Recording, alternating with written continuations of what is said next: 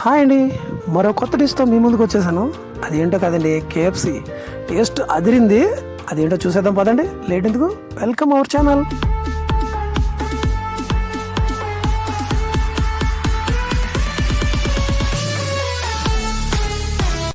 ముందుగా ఒక బౌల్ తీసుకుని దాంట్లో కొంచెం సాల్ట్ వాటర్ పెట్టుకుందామండి. ఆ సాల్ట్ వాటర్లో మనం 750 గ్రామ్ చికెన్ తీసుకుని ఆ సాల్ట్ వాటర్లో ఇంచుమించు ఒక 4 అవర్స్ నానబెట్టుకుంటే కొంచెం ఉప్పు గడ్డ బాగా పడుతుందండి. అండ్ ఆఫ్టర్ 4 అవర్స్ తర్వాత ఇలా తీసి పక్కన పెట్టుకుందాం. ఓకేనండి, చూడండి పీసులు ఎలా ఉన్నాయో నైస్గా. ఇప్పుడు తీసిన చికెన్లో 2 స్పూన్స్ మిర్చి పౌడర్, 1 స్పూను సాల్ట్, ఒక్క లెమన్ చెక్క పిండుకుని బాగా కలుపుకుందామండి. కలిపిన తర్వాత అలా కలిపిన చికెన్కి మసాలా ఒక 1/2 స్పూను, పెప్పర్ పౌడర్ ఒక 1/2 స్పూను, అద్రక్ లహసన్ పేస్ట్ 1 స్పూను కలిపి బాగా మళ్ళీ మసాజ్ చేసుకుని ఒక 1-2 అవర్స్ ఫ్రిడ్జ్లో పెట్టుకుంటే బాగా పడుతుందండి చికెన్కి. అప్పుడు టేస్ట్ ఉంటుందండి బాగా పట్టడం వల్ల. ఇప్పుడు 2 ఎగ్స్ తీసుకుని ఒక బౌల్లోకి సపరేట్గా దాన్ని సూప్ చేసుకుందామండి. బాగా కలుపుకుని పక్కన పెట్టుకుందాం.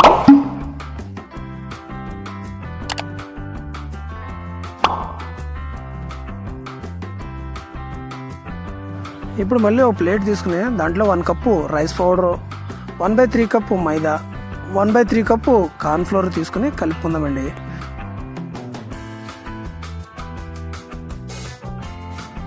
ఇందులో మళ్ళీ 1 స్పూన్ సాల్ట్, 1 స్పూన్ మిర్చి powder, 1/2 spoon masala, 1/2 spoon pepper వేసి బాగా కలుపుకుందామండి. ఇంకా ఈ విధంగా చూడండి నేను చేస్తున్నాను. అలా వేసి మొత్తం అన్ని కలుపుకున్న తర్వాత మనం ముందుగా మిక్స్ చేసి పెట్టుకున్న బ్రెడ్ పౌడర్ ఉంటుంది కదండి, 1/3 కప్పు బ్రెడ్ పౌడర్ చెప్పాను, అది కూడా దీంట్లో కలిపి బాగా పొడి పొడిగా ఉండేలా చేసుకుంటాం. చూడండి మొత్తం అన్ని ఐటమ్స్ కలిసేలా బాగా కలుపుకుందామండి. ఇప్పుడు మనం ఫ్రిడ్జ్లో 1 అవర్ పెట్టుకున్నాం కదండి మసాలా కడకపి. ఆ చికెన్ తీసి ఈ పౌడర్లో ఒకసారి డిప్ చేసి బాగా ఇక ఈ విధంగా నేను చేస్తున్నాను చూడండి, అదే విధంగా డిప్ చేసి పక్కన పెట్టుకోవాలండి.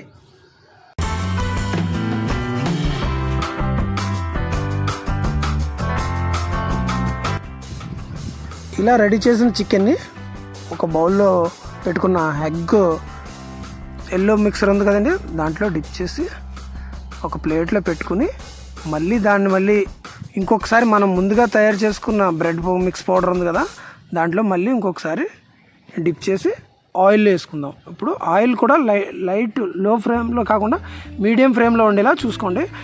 హై ఫ్లేమ్లో ఉంటే కలర్ తొందరగా చేంజ్ అయిపోద్ది అనమాట. అందుకనే మీడియం ఫ్లేమ్లో ఉండి ఎక్కువసేపు 15 మినిట్స్, మ్యాక్సిమం 15 మినిట్స్ పడుతుంది. జాగ్రత్తగా దగ్గరుండి అలా కలర్ వచ్చేంత వరకు కుక్ చేసుకోండి. కేఎఫ్సి అంటే ఇష్టపడిన వాళ్ళు ఎవరు ఉండరు కదండి. ఎక్కడ చూసినా సరే రేట్ ఎక్కువ కానీ క్వాలిటీ తక్కువ.